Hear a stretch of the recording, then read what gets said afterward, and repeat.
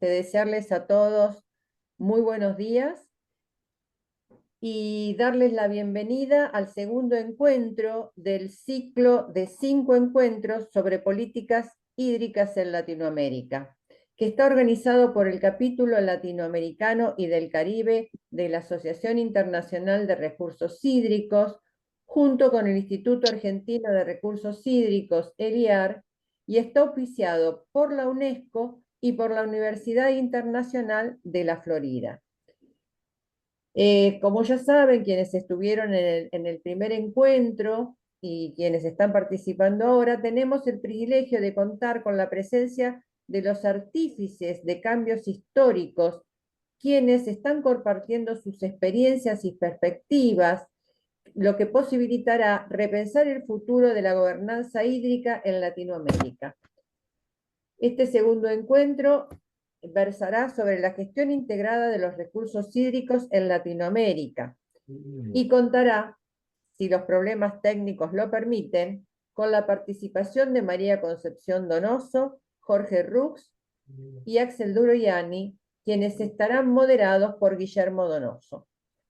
Les voy a comentar ahora brevemente, muy brevemente, los antecedentes de cada uno de estos expertos que recién mencioné.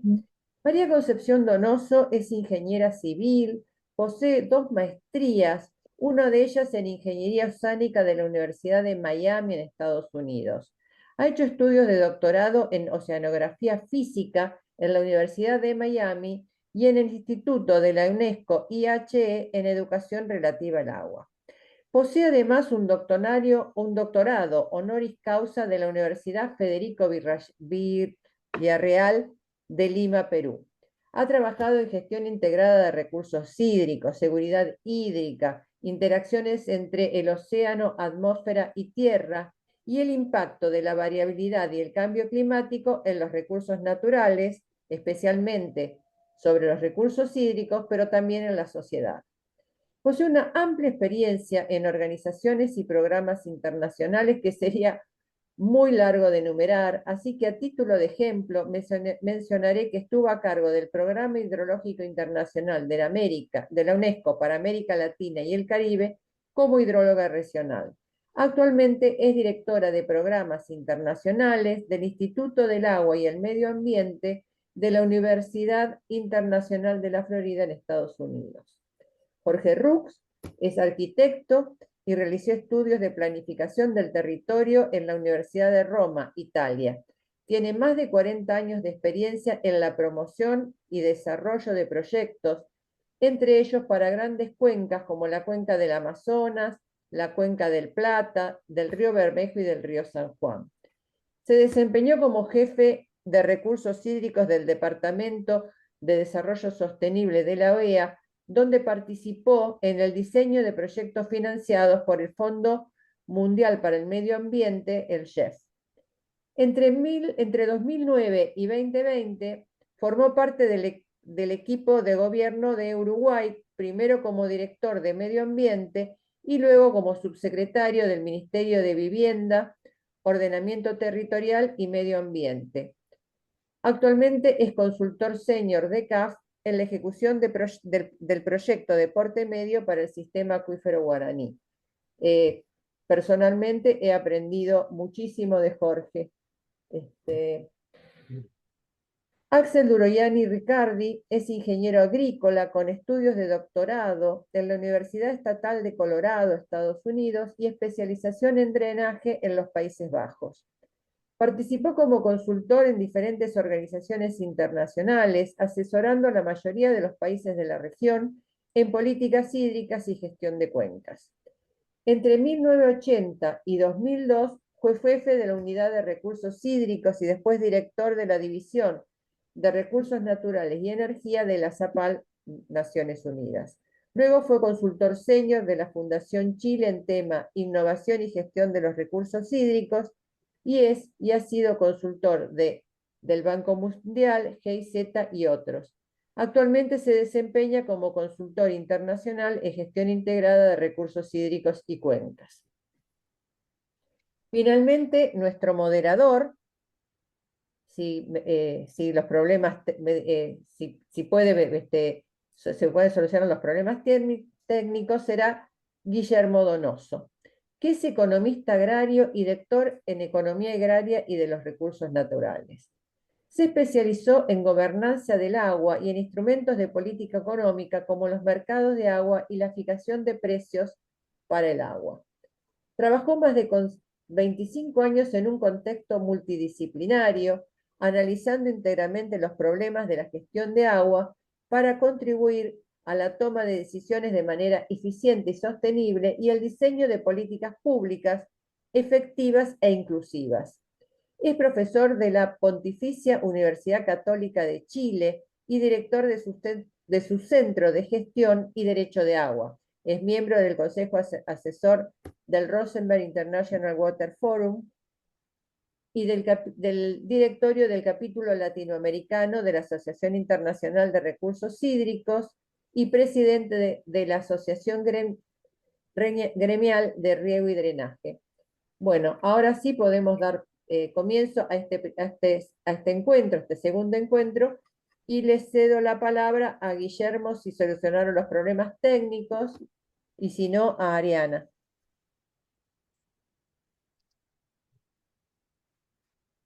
Bueno, muchas gracias. Aprovecho no solamente para saludarlos y darles la bienvenida de nuevo y también en nombre del International Water Resource Association. Quisiera hacer también estos comentarios breves. Quienes quieran acceder a la posibilidad de tener la traducción en inglés, if there is someone that requires a translation, please go to the button that says CC and you can choose the language you prefer. Después, si es necesario, por favor nos comentan en el chat si tienen algún inconveniente y se los vamos a poder informar o darles alguna indicación. Bueno, bienvenidos a todos.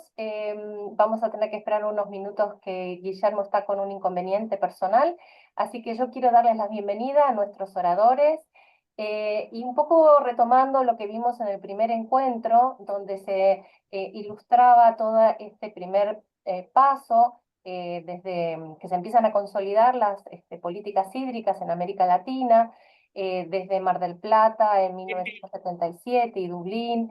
Se fueron avanzando con la implementación de diferentes modelos y estrategias alineadas muchas veces con las necesidades locales y muchas veces con lineamientos internacionales. En esta línea queremos retomar esta visión de cómo se fueron construyendo en América Latina puntualmente, y quisiéramos abrir este primer espacio, en este primer bloque, con una pregunta que vamos a compartir con nuestros tres oradores.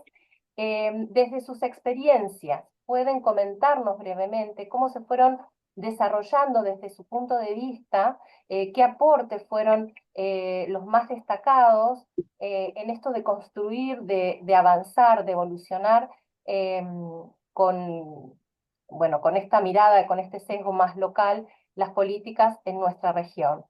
Entonces, bueno, con esta primera pregunta me gustaría, María, si podés comentarnos cuál es tu percepción, tu recorrido por este proceso de estructuración. Muchas gracias.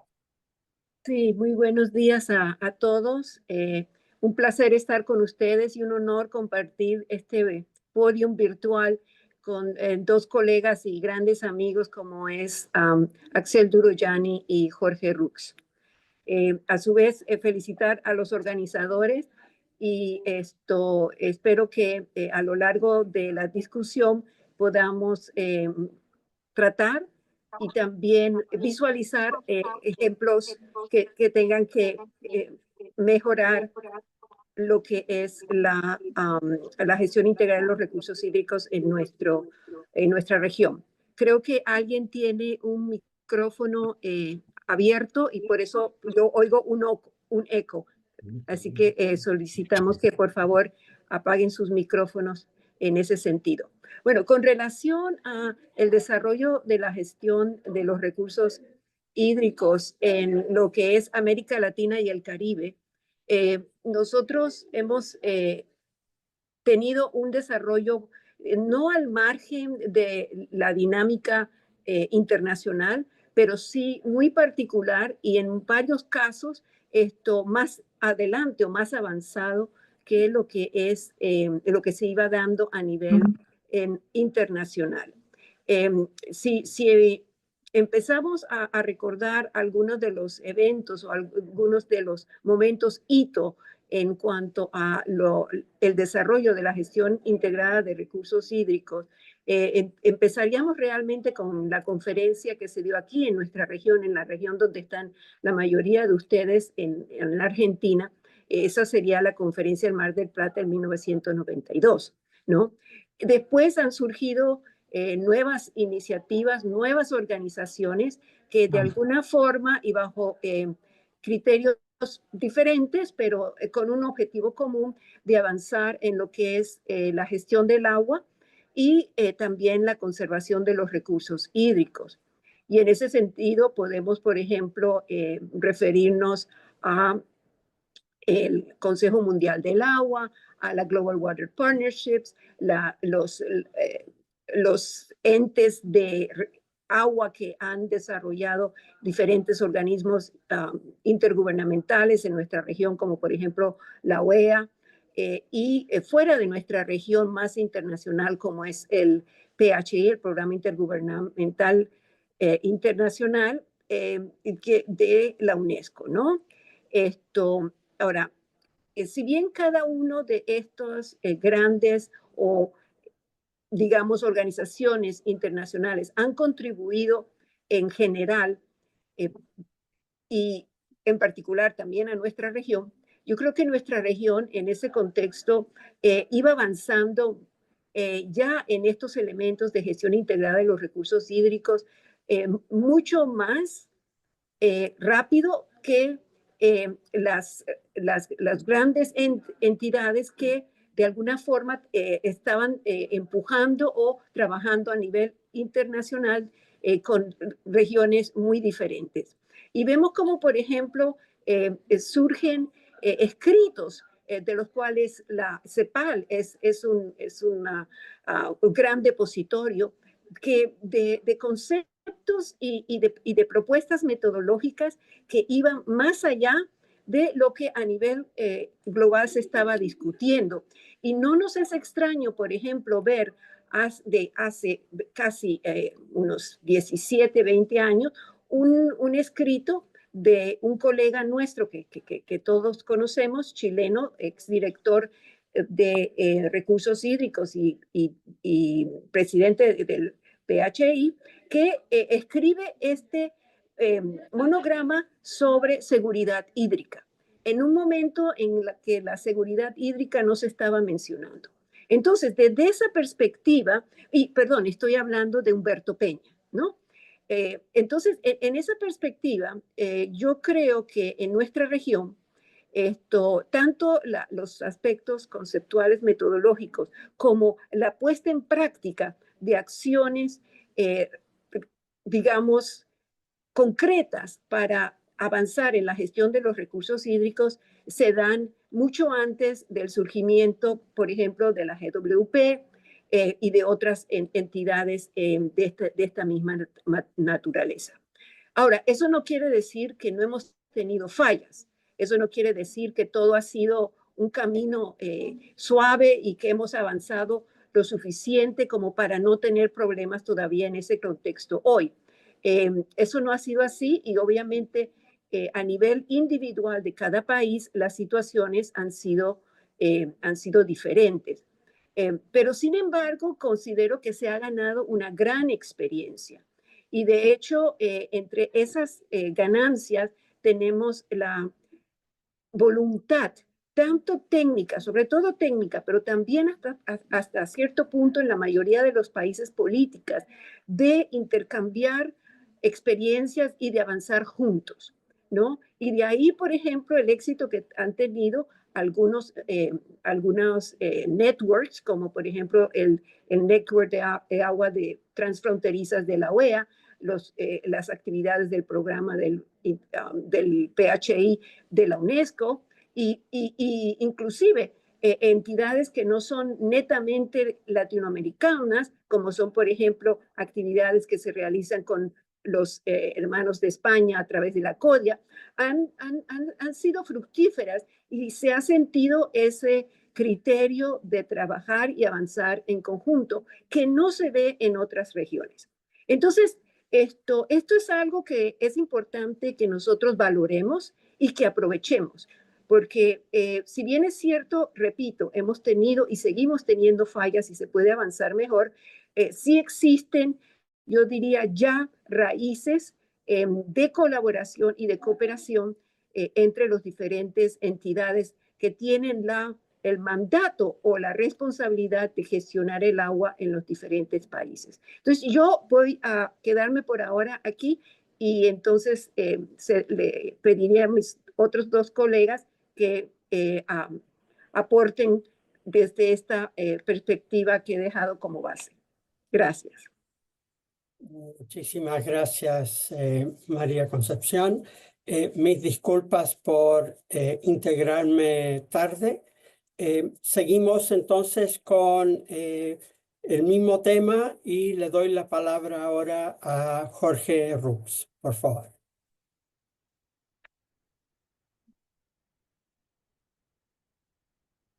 Estás en silencio, Jorge.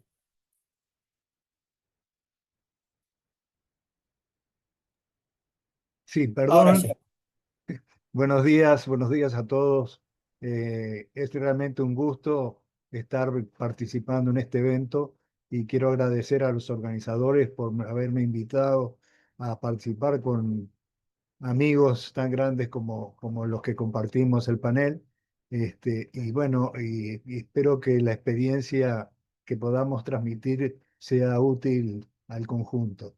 Eh, por otro lado, pienso que nosotros somos herederos de una responsabilidad cultural con nuestros propios pueblos prehispánicos eh, que manejaron el agua como un factor de desarrollo clave y de calidad de vida, tales como fueron todas las modificaciones al paisaje andino por los pueblos incaicos o los distritos de riego de los mayas, es decir, donde el agua siempre estuvo como centro para asegurar la calidad de vida de los habitantes.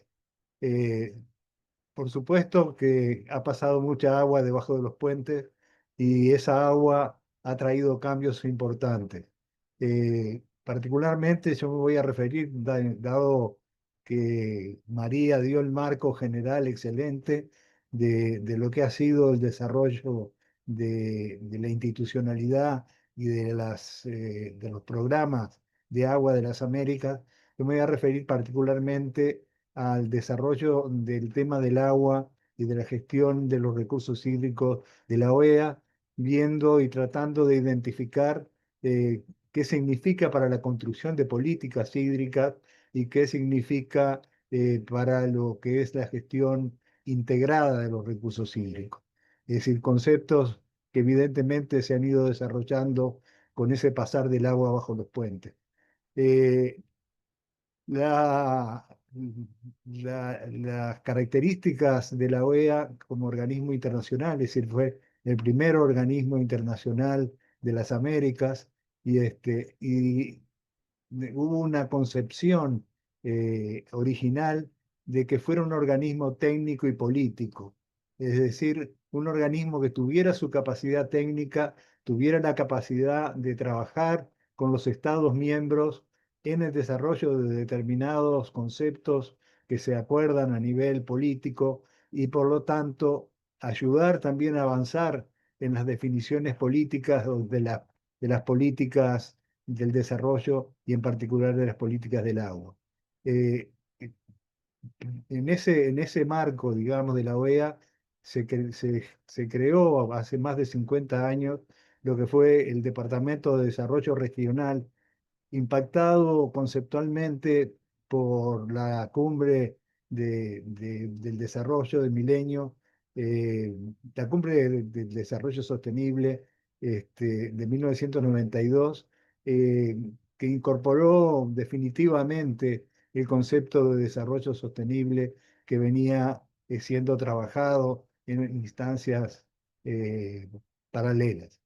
Eh, Al asumir la responsabilidad del desarrollo sostenible, trajo la experiencia y la historia del enfoque con que se había trabajado el desarrollo regional, como un enfoque que originalmente fue un enfoque focalizado hacia los temas del desarrollo, en particular a los temas del agua, es decir, a identificar las oportunidades para los desarrollos energéticos, como se hizo en la cuenca del Paraná, enfocado a desarrollar proyectos de riego, apoyando a los países en este campo, como se fueron varios de los proyectos que se hicieron en los países andinos, etcétera.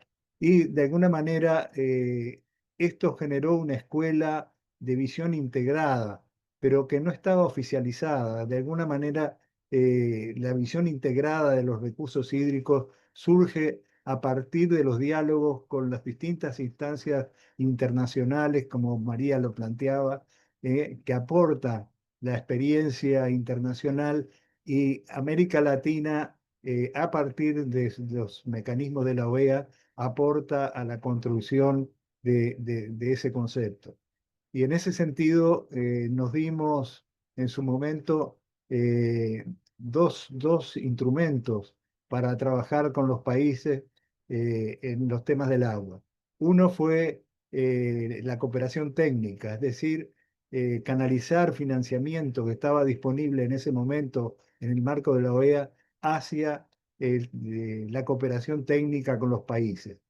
Y en ese sentido se desarrollaron junto a los países y a las iniciativas que los países tomaban, varios proyectos importantes que sellaron, digamos, etapas muy claves en América Latina. Es decir, el caso particular para quienes estamos en el sur, digamos, de la cuenca del Plata, donde se hizo un enorme trabajo de relevamiento de lo que era el potencial de desarrollo, y en particular se trabajó los temas del agua como temas focalizados hacia el desarrollo energético, hacia el desarrollo del abastecimiento a poblaciones, en el riego, etcétera. De manera que a partir de eso se generó ese espacio de cooperación técnica, y se generó, y esto fue en acuerdo con otros actores importantes del marco internacional, se generó la Red Interamericana de Recursos Hídricos, que con María hemos compartido por muchos años, red que justamente tendía a facilitar el encuentro entre los países, entre los actores, con los distintos organismos internacionales, con una visión latinoamericana de las necesidades de trabajar los temas del agua. Y en ese sentido se realizaron los diálogos interamericanos del agua. Hasta la fecha se han realizado 7, y en esos diálogos fueron fundamentales las relaciones que se generaron, relaciones entre personas, relaciones entre instituciones, que fueron construyendo un mosaico de iniciativas para la gestión de los recursos hídricos en las Américas. Y fue un receptáculo también para apoyar el desarrollo de las políticas hídricas de los países, de distintas maneras, por supuesto, unos más abiertos, otros más manteniendo sus tradiciones, pero que de alguna manera tuvo un valor muy importante en esos momentos. Eh, Esto tuvo momentos culminantes, en particular en el marco de las Américas, la realización, 5 años después de aprobado en 1992 la cumbre del desarrollo sostenible, se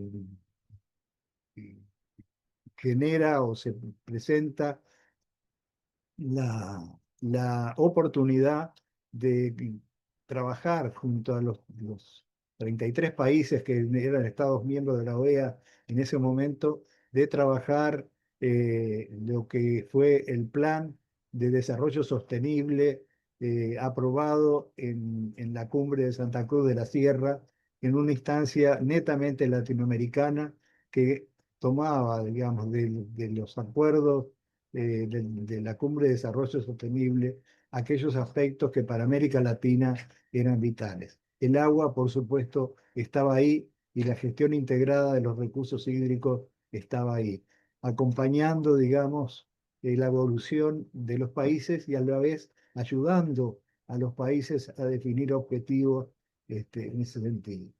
Eh, Esto creo que enriquece de alguna manera, con todas sus limitaciones, por supuesto, lo que era la perspectiva de las distintas organizaciones internacionales y en particular para América Latina, el caso de la OEA, como lo había planteado María Concepción.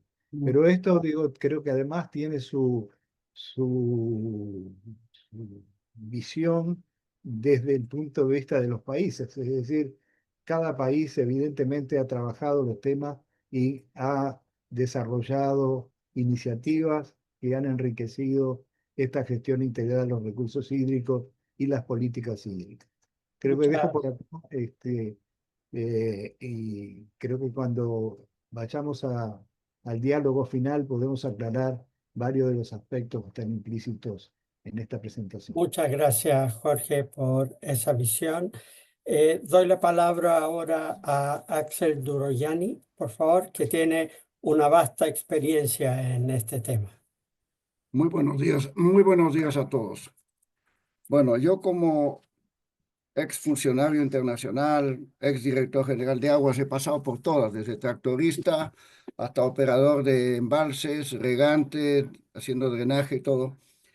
Yo no voy a enfocarlo por lo que hemos hecho. Yo reconozco todo lo que se ha hecho, pero sí quiero abrir un poco lo que estamos hoy día. ¿En qué estamos hoy día? A pesar de haber hecho muchas cosas. Y como los años te dan una visión de trayectoria del 60 hasta ahora, voy a indicar que nosotros hemos bajado mucho nuestras capacidades de gestión de recursos hídricos en los países de la región. O sea, no voy a ir por el lado de los halagos, que hay muchos, obviamente, muchos esfuerzos. Me consta perfectamente en Chile el trabajo que hace, por ejemplo, Guillermo y mucha gente que ha hecho muchas obras. Pero yo voy a ir por lo que nos falta, no sin desconocer todo lo que se ha hecho. Primero, hay proyecciones de que por desastres naturales vamos a subir hasta 430.000 millones posibles de dólares de pérdida. En poco tiempo más, ya tenemos pérdidas más de 130.000 millones. Y lo que hemos invertido para defendernos de eso es menos del 5%. En obras hidráulicas hemos bajado casi 70% con relación a lo que se hacía en la década del 70 en inversiones. Eso debido a todo el tema ambiental y la mayor preocupación que hay y todos los permisos que se requieren hoy día para estas inversiones. Tenemos una enorme cantidad de obras hidráulicas deterioradas por obsolescencia, por abandono, por mal manejo. Eso requiere mucho capital. Tenemos una inversión de menos del 3% en las famosas soluciones basadas en la naturaleza en comparación con inversión en obras grises. Menos del 3%. O sea, a pesar de todo lo que se habla de la importancia de la conservación de la cuenca y demás, casi que no hay dinero. Y hay casos que son más sintomáticos, donde casi todo lo que se hace son como modelos bonitos de visita de fin de semana de unas cuantas parcelitas, pero no a gran escala. Probablemente el Perú es el que lanzó programas de mayor escala. Brasil también ha tenido programas a larga escala. Así que no estamos en un buen pie. Por otro lado, la gestión integral de recursos hídricos es un poema mientras no tenga dos condiciones básicas: la gestión integral de recursos hídricos y la gestión de intervenciones que hacemos en una cuenca en forma ordenada y sus fuentes naturales de agua. Recursos hídricos y agua no son iguales. Agua es el elemento que sacado de la fuente natural se maneja de otra forma. El regante, el que usa el agua potable, el que lo usa en la minería, maneja agua. Pero lo que son es el Estado, maneja las fuentes naturales. En el caso de Chile, el Perú y todo, se maneja con los usuarios también, porque no se puede hacer independiente. Por eso es que ahí viene el tema de la articulación necesaria y la cooperación. Sin embargo, haciendo una revisión, y basta con entrar a inteligencia artificial, no hay ninguna prácticamente organización a nivel de cuenca con las atribuciones necesarias para hacer bien su trabajo. Tienen secretarías técnicas sin financiamiento, sin poder, sin valor, sin nada. Entonces, también están creadas, pero no funcionan. Salvo Brasil en algunos casos. También, así hay que tomar el PCJ, hay que tomar algunos casos. Pero tenemos casos patentes en todos lados de una muy mala gestión, a pesar de tener organismos de cuenca. Entonces, ¿qué es lo que falta ahí? Yo hice también una pregunta a la inteligencia artificial, porque hoy día en 10 minutos se puede conseguir la lista de todas las autoridades de agua de América Latina, hasta con el nombre del que está de jefe, que cambia cada semana, pero ahí por lo menos los va actualizando. Hay países donde un jefe de la autoridad de aguas, como la ANA del Perú, ha tenido mucho más jefe de la ANA que años de haber sido establecida. Cada vez que cambia el ministro o que se rasca el ministro de Agricultura, cambia el jefe de la ANA. La pomposa denominación de autoridad nacional es un chiste, porque realmente no es una autoridad ni nacional ni siquiera regional. El mismo chat de GTP te dice lo siguiente: ¿cuáles son los obstáculos? Yo le pregunté qué había resultado de tantas reuniones que tenemos sobre el agua en América Latina. Y responde que básicamente se hace muy poco. Primero, alta rotación los motivos, alta rotación de autoridades responsables, lo que impide continuidad en los compromisos y acciones adoptadas en los eventos. O sea, a mí me consta que ha ido gente a un evento y al día siguiente lo han destituido. Por lo tanto, todo lo que residió en el evento, en el viaje destructivo y todo ya no existe. Al día siguiente ya se fue. Y eso pasa con todo lo que hemos invertido en Chile, con viajes a varias partes, a España, a Australia y todo, y de repente la persona que fue ya no existe. Más bien del lado particular y del lado universidades subsisten mucho más. Y tenemos el caso de Guillermo, que es toda una autoridad en tema de agua, probablemente tiene mucho más historia de lo que pasa en Chile que los que fueron jefes temporales de agua. Más aún, hay jefes que no son calificados. Algunos no por ser incompetentes, sino que no son del área. El caso de muchos países. Segundo, autoridades de agua con atribuciones limitadas, sin poder alguno para implementar recomendaciones y coordinar acciones. Cuando está sumida en una dirección general, dependiente de un Ministerio de Agricultura, dependiente del MOP, donde solo aparece el ministro y el director general no brilla por su ausencia porque no le dan la palabra, entonces tenemos casos donde no tiene la autoridad necesaria para implementar lo que se acordó en un evento determinado. Carencia de consejos nacionales de agua. O sea, eso significa de tener un consejo permanente que pueda recoger las recomendaciones de eventos importantes sobre el tema hídrico. O sea, queda en saco roto. Es como que yo el otro día preguntaba justamente en una reunión en Chile, ¿y a dónde van a ir estas recomendaciones? Bueno, vamos a tratar de dárselo a los candidatos a presidente a ver si lo tienen para que lo consideren. O sea, literalmente pedimos limosna a ver si nos escuchan. O sea, no hay un camino regular, es absurdo, totalmente absurdo. No es que es cuestión de ir a conocer quién va a ser el presidente para ver si lo impone. Tiene que haber una continuidad y un respeto a toda esta temática. Carencia de debilidades institucionales, dispersión institucional en los países, donde no se les da los elementos necesarios para que puedan funcionar. Escasa claridad y seguridad en la fuente de financiamiento. Ese es otro tema que es muy importante. No podemos estar dependiendo de la donación, del préstamo, de todo. Realmente hay que tener una estructura de financiamiento con muchas entradas que puedan hacerlo. Entonces, yo no estoy tan optimista del asunto. A mí, yo no soy así que voy a hablar de que cuando estaba en la CEPAL tuvimos la reunión, hicimos esto, porque al fin y al cabo sí se ha hecho cosas. pero no hay, en América Latina ni siquiera hay un diccionario igual, a pesar de que la UNESCO lo ha hecho, la OEA lo ha hecho. Aquí, recursos hídricos para algunos es agua, punto.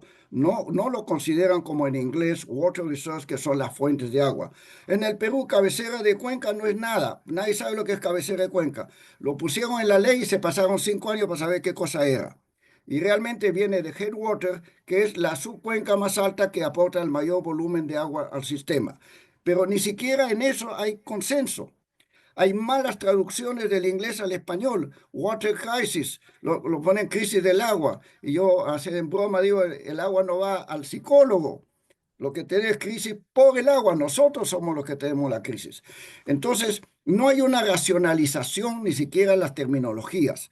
Lo que significa manejo de cuencas en un país, otros hablan de manejo de cuencas, otros hablan de gobernanza de cuencas, otros hablan de sistema. Y no hay una definición uniforme de eso. Así que yo les planteo el desafío de que tenemos un trabajo de racionalización, de aceptación de los logros, pero también de nuestras debilidades. Y yo saludo a mis amigos que están ahí, como José Ochoa, que hace tiempo que no lo veo. José Ochoa Iturbe, ¿cómo estás? Y muchos nombres que me son muy familiares. Y les deseo lo mejor. Esperemos que podamos mejorar y cada una de estas críticas también tiene recomendaciones que obviamente podemos conversar, como fortalecer las instituciones legales y técnicas, crear los consejos superiores de agua, etc. Así que muy buenos días y seguimos. Muchas gracias, Axel. Justamente me introduces mi segunda pregunta y vamos a continuar contigo aprovechando el impulso. Tú nos acabas de hacer un muy buen recuento de las dificultades, las limitaciones que hemos tenido por distintos temas y distintas aproximaciones. Ahora, en base a eso y en base a las lecciones aprendidas que tú nos has resumido, ¿cómo seguimos? ¿Cómo dirías, qué recomendarías una o dos acciones que nos permitirían empezar a avanzar ya en forma sustancial? Primero, a ver, yo primero crearía un consejo superior o equivalente. En Chile hemos tenido algunas comisiones de agua nacionales. Yo crearía una, pero de carácter permanente, apoyada legalmente. O sea, un grupo suficiente de personas que se reúnen en una forma más o menos permanente para analizar las distintas propuestas y situación del país.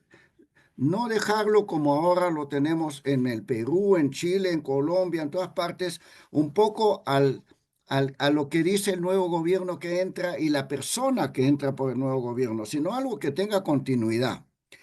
Segundo, yo partiría también por reforzar lo que sería la institucionalidad en general, de darle la autoridad necesaria a la Autoridad Nacional del Agua o equivalentes para que pueda realmente dar la cara. Yo no creo que tampoco tenga que depender del Ministerio del Medio Ambiente, ni del Ministerio de Obras Públicas, ni del Ministerio de Cultura, ni del Ministerio de una parte. Debe tener una cierta autonomía. En América Latina, las únicas dos grandes organizaciones a nivel nacional que se han perpetuado con un poco más de solidez es la CONAGUA de México y la ANA del Brasil, que está más blindada. Pero nosotros no tenemos ese blindaje, lo que somos comunes que subimos, ¿no? Eso es muy importante, blindar nuestras personas que son calificadas y mantener el staff en permanente evolución y tener una mucho mejor participación público-privada con personas de igual peso a ambos lados, digamos, no el de turno con respecto al privado, que normalmente está más organizado hoy día que la gestión pública porque tiene mayor continuidad. En tercer lugar, trataría de definir bien las fuentes de financiamiento. El agua después del aire es lo que nos hace vivir, en todo sentido, no solamente para beber un vaso de agua en la mañana, sino para regar nuestras plantas, para poder mantener nuestra biodiversidad. Por lo tanto, debe tener un lugar más importante dentro del financiamiento de un país y no ser realmente lo último. Eso es muy importante y también hay que conservar las obras. La otra cosa que hay que financiamiento son solamente operativos, sino también de inversión, pero también de mantenimiento de las obras que tenemos. Porque si bien hay obras que son privadas, hay obras que son de nivel estatal. Toda la intervención en los ríos, de todo tiene es un rol que entran en lugares de dominio público, ¿no? Que es el río, los afluentes, los lagos, los glaciares. Entonces ahí están. Otro tema que es muy importante, yo siempre hablo de los instrumentos de gestión, que son la información. La información hay que reforzarla. Los inductores de comportamiento, que son las leyes, la educación, los castigos y los premios, subsidios, también hay que manejarlos bien. La institucionalidad y por último, la infraestructura verde y gris tiene que estar bien balanceada.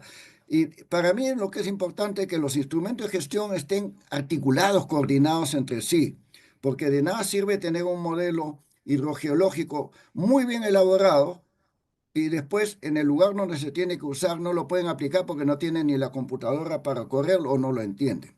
Así que hay unas cuantas directivas muy claras para hacer eso. Gracias, Guillermo.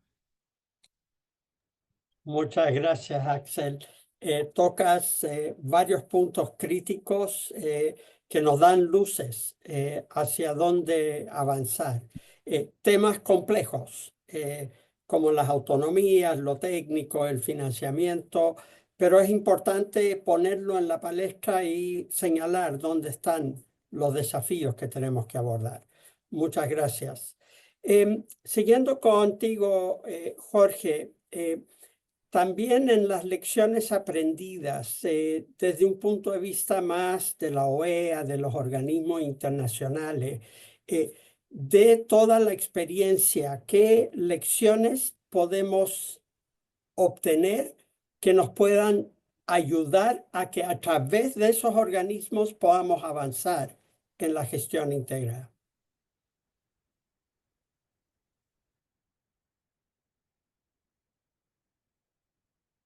Estás muteado, Jorge.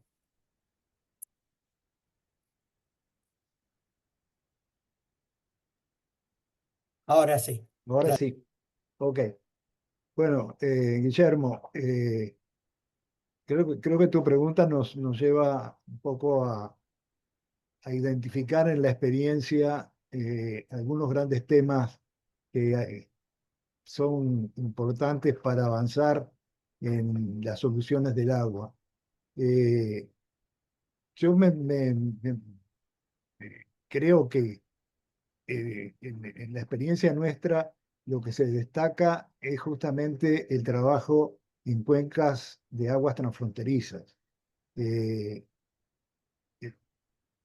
el tema de las aguas transfronterizas es un tema que involucra necesariamente distintos países, distintas instituciones, requiere de una visión integrada y de alguna manera permite avanzar en acuerdos que resuelvan algunos de los grandes temas que comparten los países.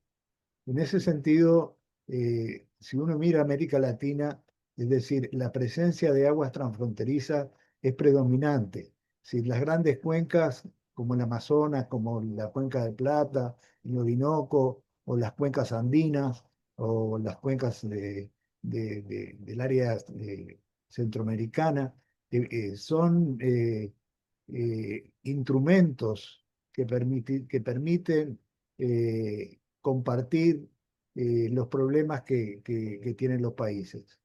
Creo que ahí se agrega un aspecto, digamos, tal como lo planteaba Axel, de la rotación de las distintas voluntades, digamos, o de autoridades políticas que le dan diferente valor al trabajo a nivel de las cuencas compartidas y tenemos situaciones que requieren una homogeneización de las posturas y de las posiciones, por lo menos dentro de ciertos grados. Eh, por eso creo que el atacar las cuencas transfronterizas es un tema que, como se ha planteado, de diplomacia, es un tema de entendimiento entre los países y entre las partes y las instituciones para poder hacer gobernable el recurso. En este sentido, ha aparecido, digamos, instrumentos nuevos, como es el fondo de el GEF, el Fondo Ambiental Mundial, que ha incorporado el programa de aguas internacionales como un programa que permite el financiamiento de estas cuencas compartidas, de estas aguas transfronterizas. Esto viene a sustituir de alguna manera las iniciativas anteriores que se daban en el marco de financiamientos menores, pero que tenían la ventaja de ser más flexibles, de ser más adaptables a las voluntades y a las necesidades ya no solo de los países, sino de las poblaciones involucradas. Creo que esto es un tema importante que para los países que comparten cuencas hidrográficas o acuíferos resulta de interés. Me parece que, por otro lado, otro de los aportes que las Américas ha hecho y que está en pleno proceso de solidificación, digamos, es el incorporar las aguas subterráneas a la gestión integrada de los recursos hídricos. Creo que el esfuerzo que se está haciendo por los 4 países que comparten el acuífero guaraní ha estado a la cabeza mundial de las iniciativas para ponerse de acuerdo en los valores que comparten los países y eh, en los arreglos legales necesarios para que la gestión de los acuíferos de aguas transfronterizas tenga un espacio en la gestión del agua en las Américas. Y esto va unido a los grandes desafíos que tenemos por delante, es decir, el desafío, por ejemplo, del cambio climático y la incidencia de los grandes, eventos climáticos como son la sequía, las inundaciones, las olas de calor, demuestran que de alguna manera el incorporar a las aguas subterráneas a la gestión hace de ello un objetivo a conseguir. Esto creo que es un poco la experiencia que en estos momentos se está desarrollando y que creo que América Latina va a la cabeza a nivel mundial y esto hay que reconocérselo, que no es el fruto solamente de las instituciones que toman las iniciativas, sino también de los países y de los pueblos de nuestros países que a nivel local resuelven problemas fundamentalmente a través de pozos que se perforan o de las aguas subterráneas. Este es un espacio que me parece que hace a uno de los grandes desafíos cuando hablamos de la adaptación al cambio climático y a la resolución de los grandes problemas que hoy están afectando nuestros países de sequías, grandes inundaciones, con enormes pérdidas económicas que requieren nuevas visiones, requieren nuevas aproximaciones y nuevos instrumentos de trabajo. Y en este sentido, priorizar el desarrollo tecnológico, el uso de las tecnologías para el conocimiento de los recursos y del comportamiento del agua es un factor, un desafío importante. Muchas gracias, Jorge, por esas reflexiones. Y cerrando este segundo bloque contigo, María, en base a lo que presentaste, en base a lo que hemos conversado, está el tema de los planes nacionales, luego regionales, está la incidencia de los organismos internacionales, que algo hemos hablado. ¿Cuáles los efectos de todo esto en líneas a poder seguir avanzando en esta gestión integrada? Sí, ese es un tema que realmente se precisa abordar. Si bien es cierto, a nivel internacional tenemos un paraguas en este contexto de la cooperación y a nivel de desarrollo sostenible global, que sería lo que conocemos como la Agenda 2030, ¿no? Por otro lado, cuando ya bajamos de ese nivel y de contemplar lo que son los objetivos de desarrollo sostenible, y lo vemos al nivel ya de las diferentes agencias o de los diferentes organismos eh, intergubernamentales, vemos que si bien el objetivo aparece como uno solo, los lineamientos o la forma de abordar o de tratar de solucionar los problemas relacionados, vamos a hablar con el agua, sin tocar los otros aspectos, no necesariamente coinciden. Y esto, afortunadamente, si nos limitamos a nuestra región, esto, como indicaba en mi primera intervención, de alguna forma existen y cada vez se consolidan más eh, esfuerzos de colaboración entre los distintos organismos que están vinculados con el tema. Y yo me refiero, por ejemplo, a la OEA, me refiero a la UNESCO a través de su programa hidrológico intergubernamental, me refiero, por ejemplo, a la CAF, a el BID, etcétera. Inclusive, como mencionaba, con algunas de las agencias de apoyo al desarrollo sostenible externas a la región, como es nuestra antigua USAID en Estados Unidos, la Comunidad Europea y otras, ¿no? Canadiense también, etcétera. Entonces, en ese trabajo en conjunto, hemos aprendido a unir esfuerzos. Y eso, a la hora de la hora, los que se benefician son esas agencias, pero también los actores individuales de cada país o de cada región. Y aquí hace un rato mencionó Jorge, por ejemplo, el trabajo que desde hacía muchos años empezamos a hacer entre la UNESCO y la OEA en alguno de estos proyectos que mencionado Jorge, y después se expandieron a todos. También el esfuerzo, por ejemplo, conjunto que se ha hecho con la OEA para elevar el nivel de consideración de las aguas subterráneas y en particular los acuíferos transfronterizos en nuestra región. El programa ISARM UNESCO-OEA, ¿no? Y así hay muchos ejemplos. O sea, que desde ese punto de vista en la región existe una cultura de colaboración que, de nuevo, no es perfecta, pero por lo menos existe mecanismos de reencontrarse, de discutir, de colaborar en cosas específicas en las regiones y subregiones.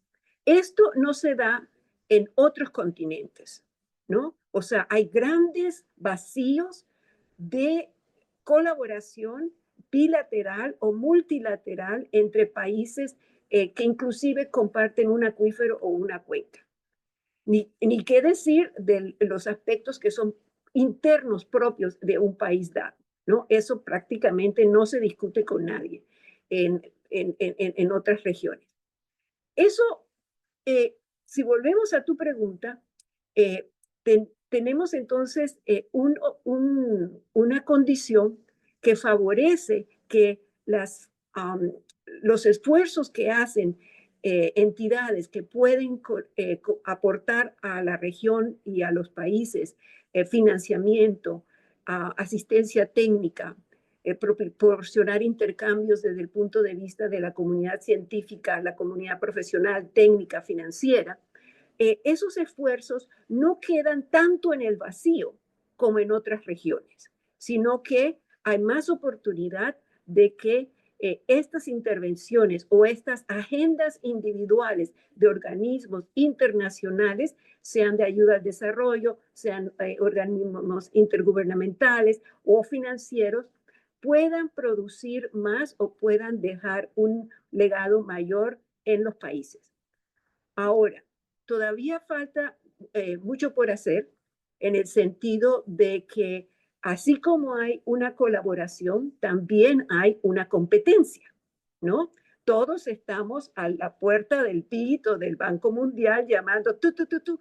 Entonces, ahí tenemos todavía que reforzar más ese trabajo en conjunto, porque si bien en la mayoría de los países también se da esa competencia entre ellos de tocar a la puerta, de tratar de identificar esto, oportunidades de financiamiento, oportunidades de apoyo técnico, de apoyo colaborativo de otros países. Pero en síntesis, sí hay una cultura que todavía puede ser mejor de colaboración a nivel de recursos hídricos en nuestra región. Y las agencias u organismos internacionales lo conocen y saben y entienden de que esta región es una región que se presta a hacer acciones conjuntas y multiplicar la asistencia o multiplicar los recursos que se dedican. Ahora, vuelvo y repito, tenemos que todavía sobrepasar ese individualismo, a veces no tanto motivado por los países, sino por las agendas ajenas a los países y que compiten entre sí. Es un tema que no se va a resolver de aquí para mañana, pero que es un tema que no debemos dejar que estos elementos externos perjudiquen o incidan negativamente en los avances que a nivel interno y externo con países vecinos estamos haciendo en nuestra región. Hasta ahí por ahora. Muchas gracias, María. Tocas ahí al final un tema crítico que es las intervenciones de estos organismos internacionales, por muy bien intencionadas, se tienen que ajustar dentro de lo posible a la cultura del país, no llegar con recetas talla única para todos. Ese es un muy buen punto. Considerando lo que nos han aportado tanto en la historia del tema, de estas lecciones aprendidas, los aciertos, los desaciertos, partiendo contigo, Jorge, ¿qué reflexión final nos compartirías? ¿Cuáles serían aquellos mensajes que crees esencial que los actuales gestores, los actuales tomadores de decisión y los que van a venir tomen en cuenta? ¿Cuáles serían esos principales mensajes? ¿Estás en silencio, Jorge? Ahí sí. Gracias, Guillermo, por este espacio. Yo creo que acá cuando hablaba Axel, me venía a mi cabeza la experiencia uruguaya, ¿no? Que me tocó compartir, y que tuvo un elemento muy interesante en lo que es la historia de la gestión del agua en el país. La ley del agua y los principios rectores de la ley del agua dan lugar a un plebiscito nacional, es decir, al máximo nivel de consulta pública. Y a partir de esa consulta pública se aprueba unánimemente una ley de agua que contempla muchos de los aspectos que decía Axel. Primero, el hecho de que la gestión del agua tiene que ser una gestión participativa, reconoce el derecho humano al agua potable y a la prioridad de uso del agua en la potabilización para poblaciones, reconoce el derecho humano al saneamiento con todo lo que implica de responsabilidad en avanzar en esa infraestructura que, como decía Axel, se ha estancado en los últimos años. Plantea la necesidad de tomar el ciclo hidrológico como los elementos, con guía para toda la gestión. Y de alguna manera también ayuda a definir la institucionalidad, generando un Consejo Nacional del Agua y incorporando también la participación y el trabajo de la gestión por cuenca hidrográfica en la política nacional. Todo esto se ha venido consolidando en los últimos tiempos y además está enfrentando la situación de uso del recurso hídrico que se genera en base a las prioridades que define la ley. La prioridad de abastecimiento humano está justamente en este momento en una fuerte discusión nacional y que incluye lo que es la concientización de toda la población hacia los esfuerzos por solucionar la seguridad hídrica para las poblaciones. Este me parece que es un tema muy importante y me parece que el ejemplo de Uruguay, el desarrollo de una legislación de la participación a todo nivel, es decir, la participación al máximo nivel de gobierno, la participación al máximo nivel de las organizaciones sociales e institucionales y la organización de la participación a nivel de cuencas son elementos centrales de un nuevo desafío. A este desafío de poder implementar esta ley que todavía deja espacios, por supuesto, para construir y para definir, a esto se, se- se- se suma el hecho de que el agua plantea conflictos y esos conflictos tiene que tener un marco de resolución con la participación de los actores que están involucrados. Y eso me parece que es un factor que en este momento está en primer lugar y que está presionando hacia la definición de la importancia de las instituciones y del reconocimiento de la jerarquía que se generan por ley para la gestión del recurso hídrico.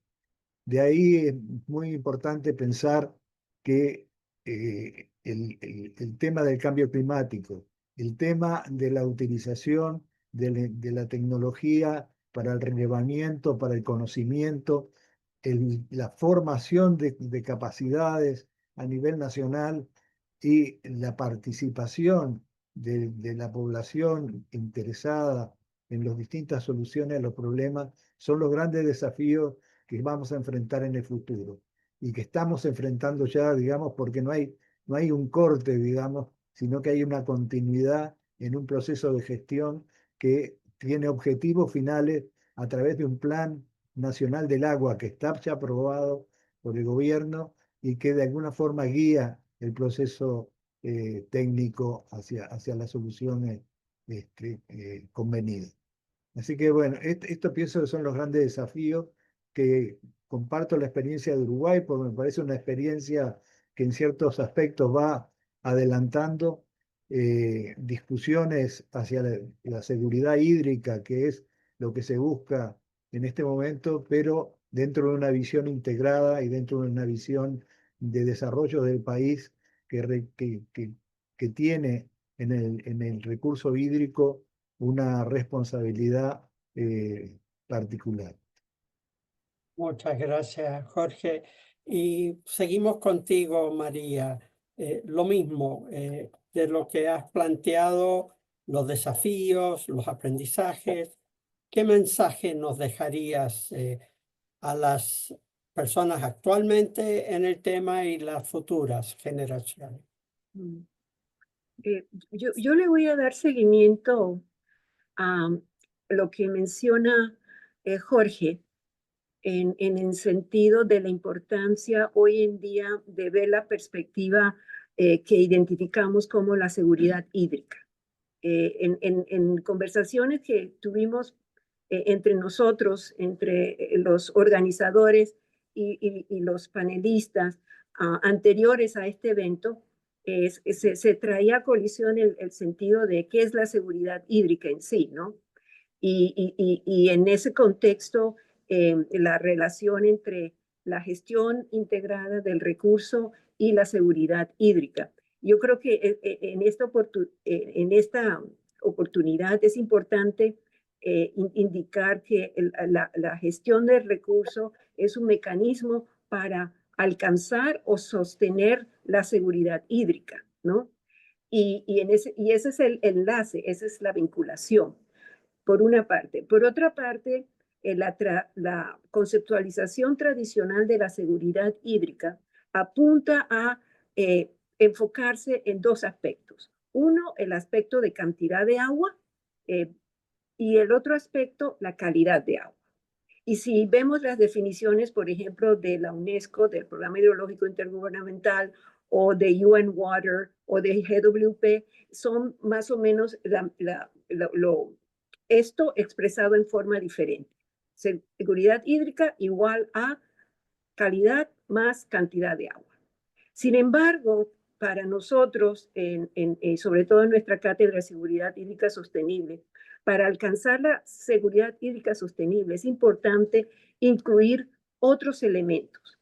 Y esos elementos están vinculados a lo que nosotros identificamos como la seguridad per se del recurso, y ya Axel creo que fue la persona que habló que es diferente decir agua a recurso. Entonces, la seguridad del recurso, por un lado, y la seguridad del sector, por otro lado. ¿Por qué? Porque por más agua que tengamos disponible, o aunque esta agua tenga una calidad que sea aceptable para los usos a los cuales se va a dedicar, sea agua potable, sea para agricultura, sea para la industria, etcétera, si el sector no está seguro, si el sector es vulnerable a muchas cosas, vulnerable, por ejemplo, en el sector de agua, que nosotros lo vemos como no solamente agua y saneamiento, sino lo vemos como agricultura. Ellos son los mayores usuarios, no se menciona. Hidroeléctrica, ¿no? El sector hidroeléctrico, el sector salud. Entonces, el sector del agua, nosotros lo vemos como un sector que abarca a agua potable, saneamiento, pero también abarca a esos sectores que dependen del recurso, ¿no? Y que si estos sectores son vulnerables, entonces la seguridad hídrica, el acceso al agua, sean las personas, el medio ambiente, la industria, no está garantizado. Entonces, tenemos que introducir en los planes de seguridad hídrica no solo los aspectos de cantidad hidrológicos, hidrometeorológicos o de cantidad de agua, por un lado, y por otro lado, de calidad, lo que sea potable, que no sea esté contaminada, pero también la seguridad del recurso y del sector. ¿A qué me refiero por la seguridad del recurso? Hoy en día, cada vez más vemos el avance, desafortunadamente, de conflictos.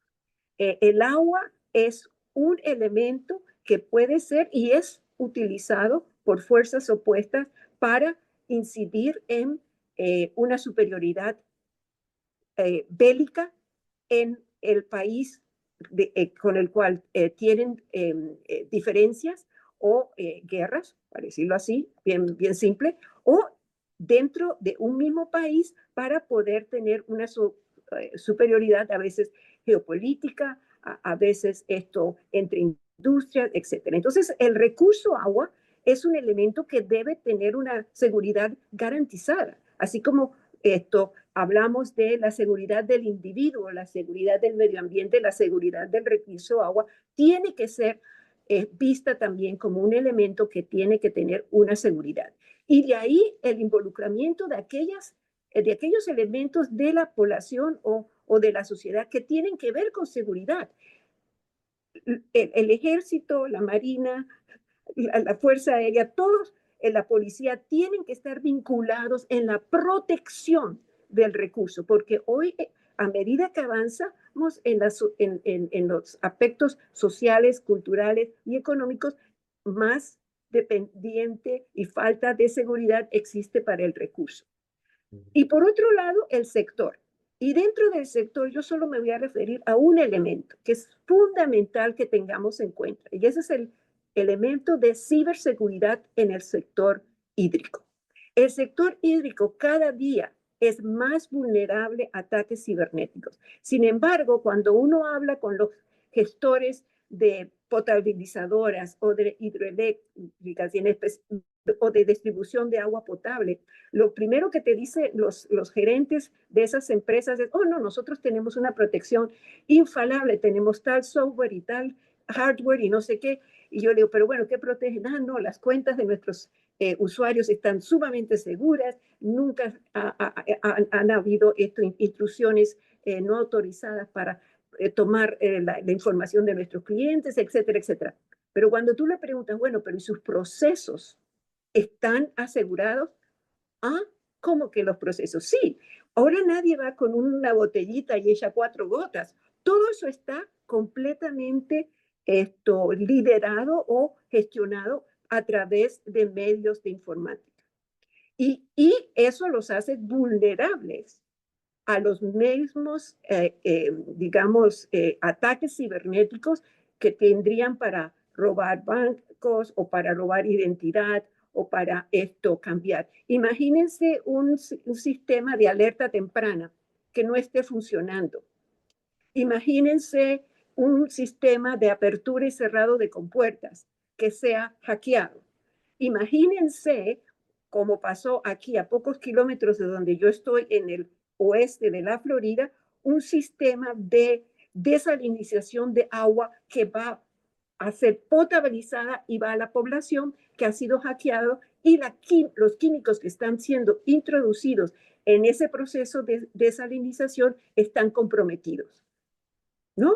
Aquí pasó hace menos de 2 años, y de haberse dado el ataque cibernético a esa agencia, ¿no? Hubiera provocado no solamente enfermedad, sino inclusive los expertos indican que infantes y personas mayores con ciertos tipo de problemas médicos hubieran podido estar en una situación crítica.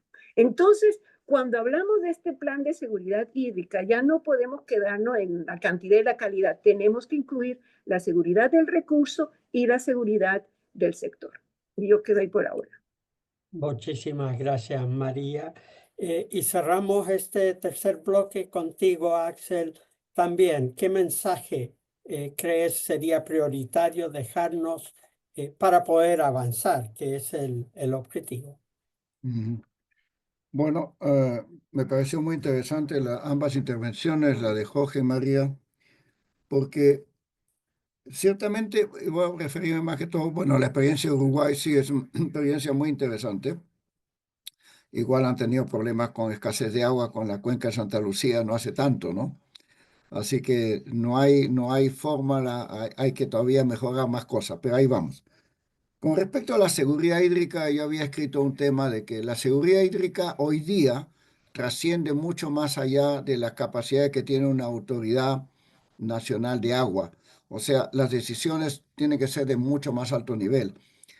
Yo lo viví en Lima cuando era director general, y que Lima se expande y se expande y se expande en las laderas, y después hay marchas para tener agua, y la ciudad se convierte en un pulpo como la Ciudad de México, ¿no? Esas mega ciudades trayendo agua desde cada vez más lejos, ¿no? Y dejando sin agua a zonas aledañas. Lima es un pulpo que va pirateando agua de distintas cuencas. Entonces, si a nivel nacional no hay una política de mejor distribución de la población, de las industrias, en el territorio, evidentemente hay un momento que es imposible y de abastecer de agua potable y saneamiento a toda esa población. Bueno, Lima es un caso evidente de que no hay suficiente agua para, sobre todo, el recurso, digamos, los recursos económicos que se necesitan para abastecer agua en laderas, en zonas así, es mucho más alto que en otras partes. Entonces, para mí la seguridad hídrica, y tal como dice María Donoso, tiene mucho más facetas que trascienden largamente, sobre todo autoridades nacionales de agua, que son transitorias, que no tienen permanencia, que dependen del ministro de turno, que los pone o los saca según su voluntad. No tienen capacidad, o sea, no tienen fuerza. Yo tuve una oportunidad, una época, claro, yo como director general de agua manejaba casi el 95% del presupuesto del sector agrícola porque tenía los grandes proyectos de irrigación, 7.000 millones de dólares, y uno hablaba directamente con el presidente de la República, o sea, uno era una autoridad nacional de agua. Hoy día la Autoridad Nacional de Agua en algunos países ha existido. Ya me tocó asesorar Ecuador, que tenía un secretario de recursos hídricos y que trató de abarcar más de lo que podía también. Ese es otro tema, que no puede hacer todo. Así que yo dejo eso a un Consejo Superior de Agua, de Recursos Hídricos, que debe tratar el tema de seguridad hídrica y no una autoridad nacional sola. Segundo punto que yo quisiera realmente es que el lugar donde se juega el partido de fútbol es en la cuenca o cuencas interconectadas. Y yo creo que eso amerita, como ya habíamos conversado antes, un tema sobre los organismos a nivel de cuenca, cualesquiera que sea la forma como se adopten, de tener realmente no una figura lírica como lo tienen muchos consejos. Yo, por ejemplo, he sido, y después de haber visto lo que pasó en México, porque me tocó asesorar la instalación y consolidación de esos consejos, no me gusta que parta como consejo de recursos hídricos, porque crea expectativas muy grandes, como si el consejo podría solucionar temas. A mí me gusta más la fórmula francesa, no porque yo sea francés de nacimiento, sino las agences de bassin versant, se llamaban agencias financieras de cuenca, son agencias permanentes con personal estable, que tienen un conocimiento acabado de la cuenca, que tienen la police de l'eau, la policía del agua, que no deja ni siquiera orinar en el río sin que te pongan una multa. Acá tú puedes ir y vaciar un camión completo de basura y no te dicen nada. Y en el Perú también, a pesar de haber consejos. O sea, tienen poder las agencias. No en desmedro de los parlements de l'eau, los parlamentos del agua, como se llama, consejos, pero no le dan la primera potencia al consejo, sino se la dan a la agencia que sirve al consejo. Y el consejo dirime. Y tienen financiamientos plurianuales, no anuales, sino de más largo plazo. Entonces yo le daría más peso, porque aquí la mayoría de los consejos han sido creados como figuras, como para calmar el ánimo de las provincias, de las regiones, pero sin darles ni capacidad ni nada.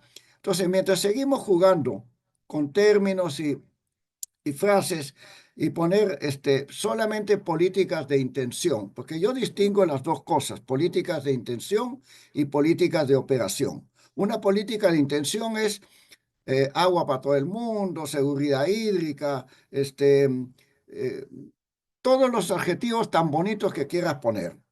Pero la política operativa es la que define cómo se va a hacer. Si la gestión se va a hacer a nivel de cuenca, si el agua paga por el agua, si va a haber mercado de agua o no. Por ejemplo, en Chile siempre le echan toda la culpa al hecho de que hay propiedad del agua, pero una concesión de agua a 30 años es lo mismo. El agua no es de todos. Yo lo pongo aunque suena, uy, qué terrible si el agua es de todos. No. Las fuentes naturales de agua y de dominio público, que son la parte cercana a los ríos, todos son de todos. Pero una vez que son asignadas, obviamente que no son de todos. Una vez que se asigna a 30 años, a 20 años, sea un derecho, sea una concesión, un permiso, lo que sea, es de la persona. Si no, esa persona no va a cultivar nada, no va a hacer ninguna empresa ni nada, si la persona que sube se lo quita. Entonces, dejemos un poco las grandes palabras que la gente le encanta decir, incluido gestión integrada de recursos hídricos, sin que sepan realmente qué significa, ¿no? Y para mí la gestión integrada, como digo, más que integrada, la gestión de las intervenciones, es la gestión de la acción humana que interviene en un medio compartido. Y eso es lo que tenemos que organizar y hacer lo que sea lo mejor posible para no afectar a terceros.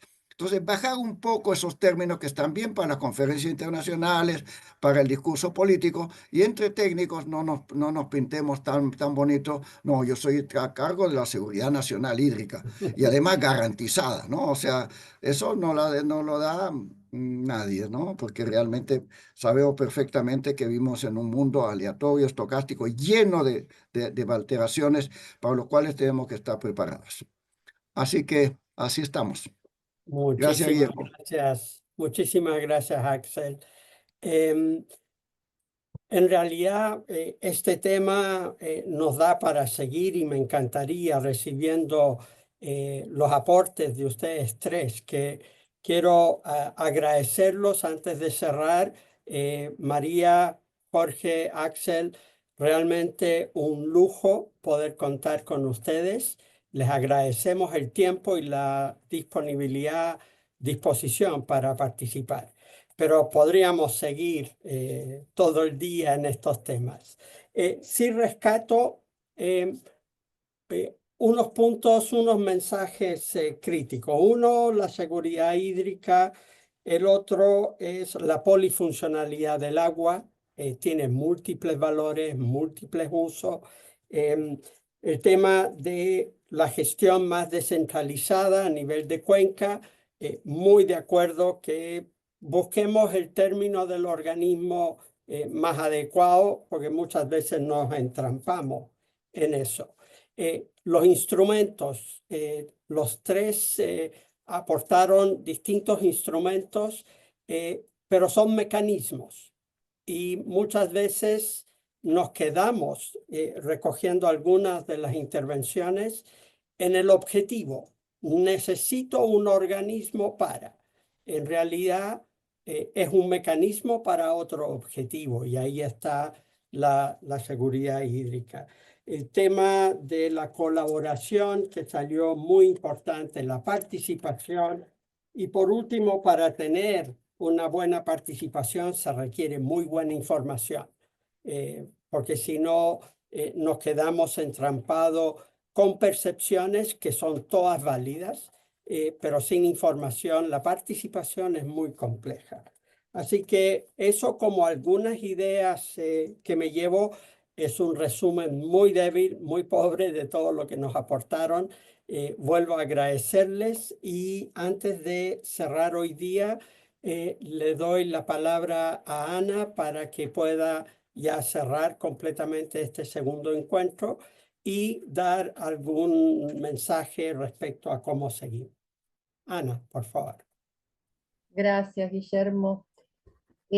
Bueno, por supuesto que esperamos que este segundo encuentro haya estado a la altura por descontado, de las expectativas de nuestros asistentes, de nuestros participantes, y que pueda ser una inspiración para seguir construyendo una gestión hídrica más resiliente, inclusiva y sostenible, y que además les hayamos despertado el interés para participar del tercer encuentro, donde se tratarán experiencias nacionales, las experiencias nacionales de Argentina y de Chile, con la participación de Humberto Peña, de Chile, y de Gustavo Díaz, de Argentina, y que constará con la moderación de Pilar Villar, del capítulo latinoamericano de la Asociación Internacional de Recursos Hídricos.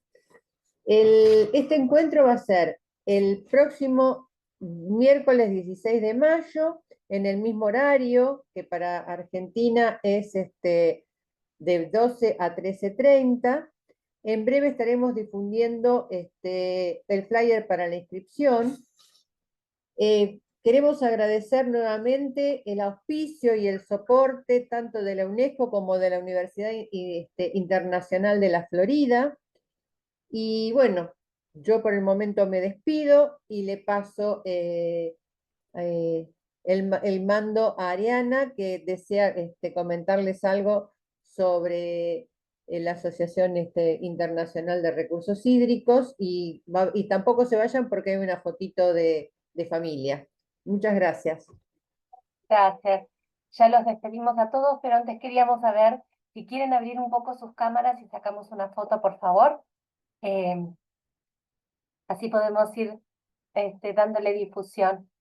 Por supuesto, también en nombre de la Asociación del Agua, de International Water Resource Association, queremos agradecer la participación de todos, la participación muy especial de los oradores, y queremos invitarlos también a que se conecten a la web de la asociación, que exploren todas las actividades y eventos que tenemos previstos y programados para este año.